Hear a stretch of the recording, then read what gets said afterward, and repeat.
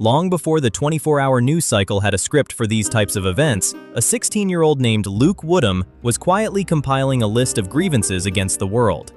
To most, he was an awkward, overweight teenager who struggled to fit in. But beneath the surface, he was deeply entrenched in a toxic, pseudo-satanic fringe group of local teens who called themselves the Croth. Led by an older boy who manipulated Woodham's insecurities, the group fueled his sense of alienation. Woodham's primary motivation was a volatile cocktail of teenage heartbreak, extreme narcissism, and a warped desire for revenge. He had recently been rejected by his ex-girlfriend, Christina Menifee. In his distorted reality, he believed he had been profoundly wronged by society, writing in his journal that he was, quote, not insane, but rather angry at a world that had abandoned him. Woodham's plan wasn't just an impulsive act of violence. It was a multi-stage massacre designed to leave a permanent scar on the community. His objective was chillingly simple. He would first murder his mother at home to eliminate any immediate interference. Then, he would take her vehicle, drive to Pearl High School, and execute his ex-girlfriend and anyone else who got in his way. But the nightmare wasn't meant to end there. Woodham planned to flee the high school campus, drive to the nearby Pearl Junior High School, and continue his rampage before fleeing the state or going down in a final shootout with police. He wanted a body count that would force the world to finally pay attention to him. On the morning of October 1st, 1997, the first phase of his dark plan was executed. Woodham brutally murdered his mother in their home.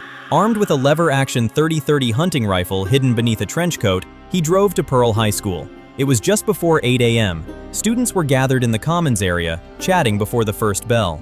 Woodham walked in, found his ex-girlfriend, Christina Menifee, and opened fire, killing her and another student, Lydia Dew.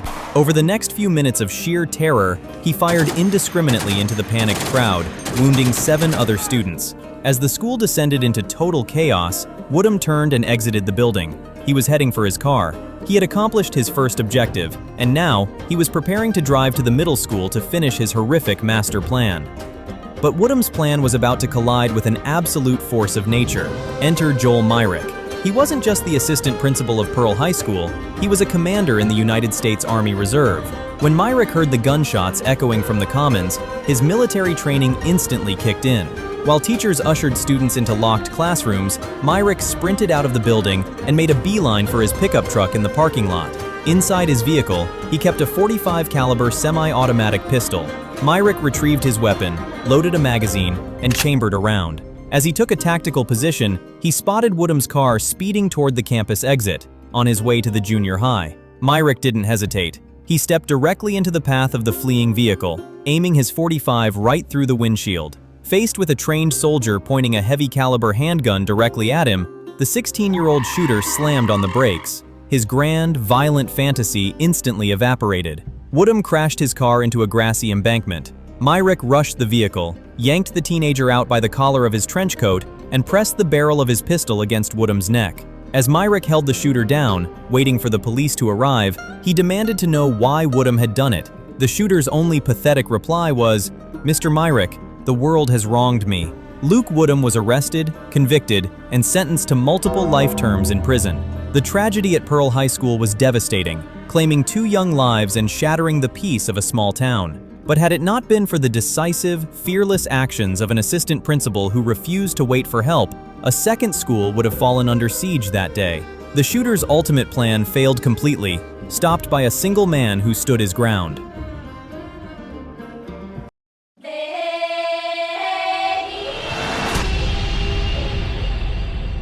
Our first case brings us to Littleton, Colorado, a town that had already endured the profound scars of Columbine just a decade prior. The man who sought to reopen those wounds was 32-year-old Bruco Eastwood. Eastwood was not a current student acting out of adolescent rage. He was a grown man who had a long, documented history of severe mental illness, specifically schizophrenia. For years, Eastwood had been plagued by voices and delusions.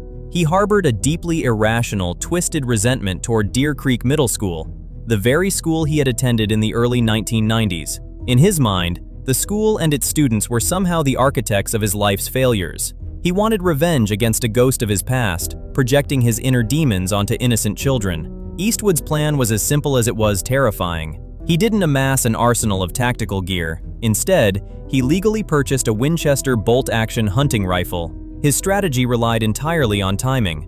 He knew that the most vulnerable, chaotic moment of any school day is dismissal. The afternoon bell rings, the doors swing open, and hundreds of students flood out toward the waiting school buses. It is a moment of high density and low security.